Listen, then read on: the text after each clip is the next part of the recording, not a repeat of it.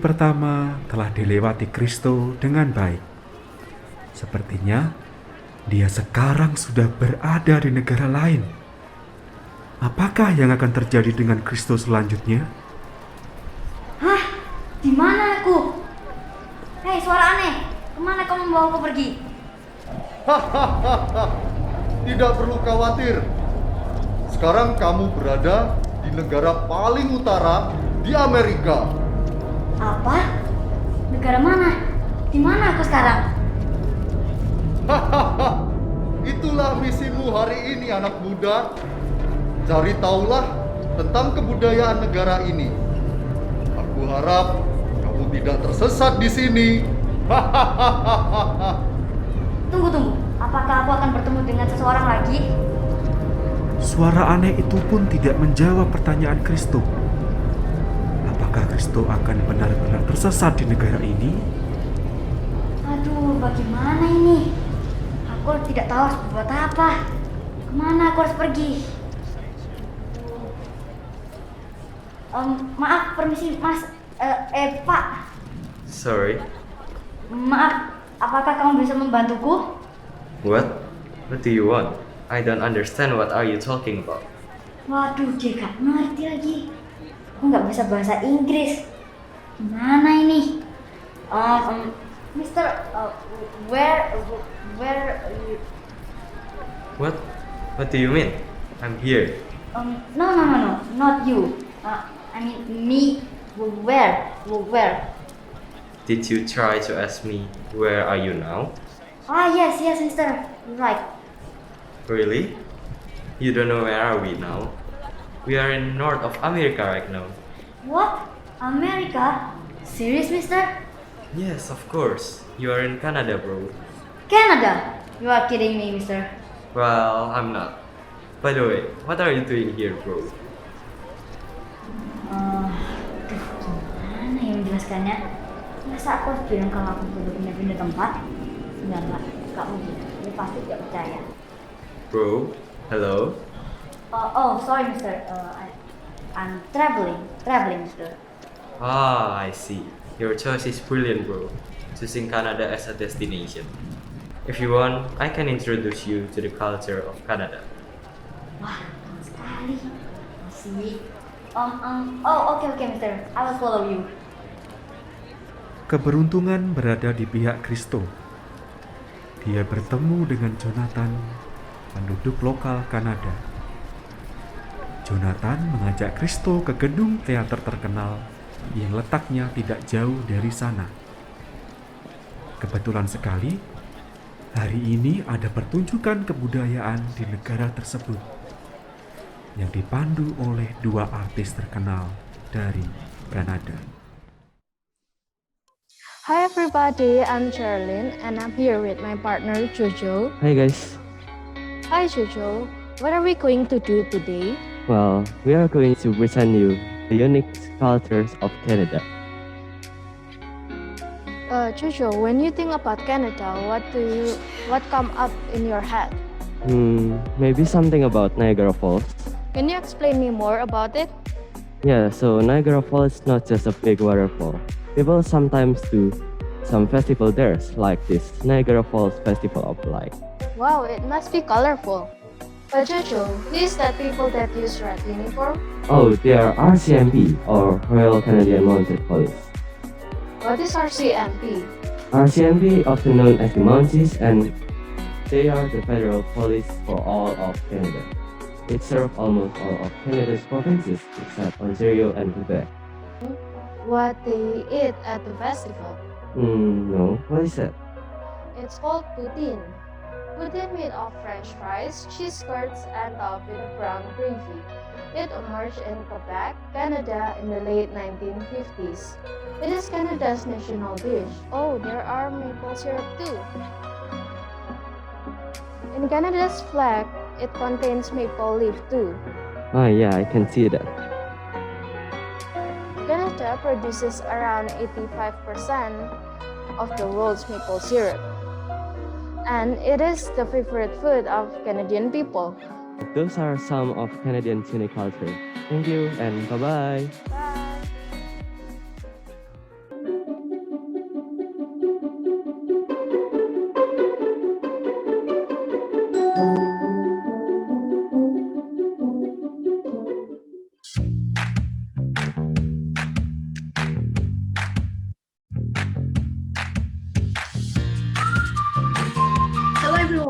and welcome to Culture Podcast. I'm your host, Aldrich.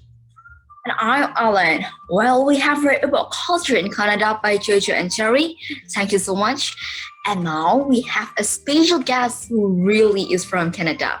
Please welcome Miss Melinda. Hi. Welcome. Thank you for having me. Welcome, Miss Melinda. Well, today we would like to discuss culture shock. So let's just dive in. So first of all, Aldrich, have you heard about culture shock? Yes, absolutely. I've heard about it a lot. Usually it happens when someone goes to a different country for a long period of time, right? Yes, you're right. But did you know there are 4 stages of culture shock? Huh? I have never heard of that before. Okay, then let me explain a little bit. So there are 4 stages in culture shock. The first stage is the honeymoon stage. The second one is the culture shock. The third stage is realization. And the fourth one, which is the last stage, is adjustment. And if somebody lives long enough in a foreign country, they might fully adapt to that culture. But some people might not adapt and repeat the stages again. I see. That explains a lot. Okay, so I'm interested when you say the second stage, the culture shock. Maybe we can talk about it with a person who has already experienced it. Oh, you're right. A good idea. Maybe we can talk to Miss Melinda. Okay, good idea. So, Miss Melin, how long have you been living in Indonesia? I have been living and working here over the last 6 or 7 years.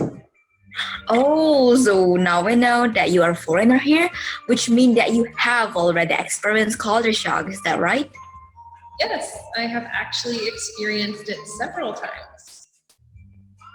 Okay, so what is culture shock based on your experiences, Melinda?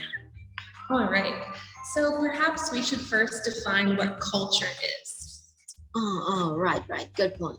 So, culture is belief, value, action, languages, tradition that are specific to a group of people, right? Exactly. So culture is what defines us. Our sort of identity comes from the cultural values and traditions that we grow up with. So back to culture shock. Culture shock is what happens to us when we are surrounded by foreign cultures, beliefs, values, languages, traditions, etc. Something that is unfamiliar and makes us feel uncomfortable. But, well, this doesn't happen right away, right? I'm like when you move to a new place, it takes a while before you experience culture shock. Well, how long did it take you? Right. So, like you said, the first stage is the honeymoon stage. This is what you experience if you go on a short holiday. You are excited to see different places, to try different foods, and you are just overly interested in all the things that make the place and the people so different from your own. In my experience, the honeymoon stage lasts between 3 to 6 months before people start to experience culture shock. Is there a stage when we realize and accept the culture after being culture shocked? Right. Okay, so this is the third stage, that realization. You recognize that there are differences and there are things that can be frustrating, but you start to ask why. Why does this bother me? Why do people do this? Through understanding the other culture, you begin to open up again. When you can engage with the people and the food and the language, then you start to move into the last stage, which is adjustment. Well, Miss, at the beginning you say that you have experienced culture shock several times. What did you mean by the several times? Okay, so there are 2 reasons for this. One being that I return to Canada quite often and revert back to Canadian culture. So when I return again to Indonesia, the cycle starts again. The second reason that I have not adapted to Indonesian culture is because I still do not know the language enough to be able to communicate. And language is the most important step to adapting to a new place. But I hope that I will be able to adapt to Indonesian culture very soon. Okay, so thank you so much, Ms. Melinda. There's so much we can learn from you about culture shock. And okay, Aldrich, that means we have to learn much more about different cultures so that we can become global citizens. Yes, we need to learn respect for other cultures and try to understand them. Well, guys, that brings us to the end of our podcast. Thank you for your time, Ms. Melinda. Thank you for having me. Yes, thank you so much. Goodbye.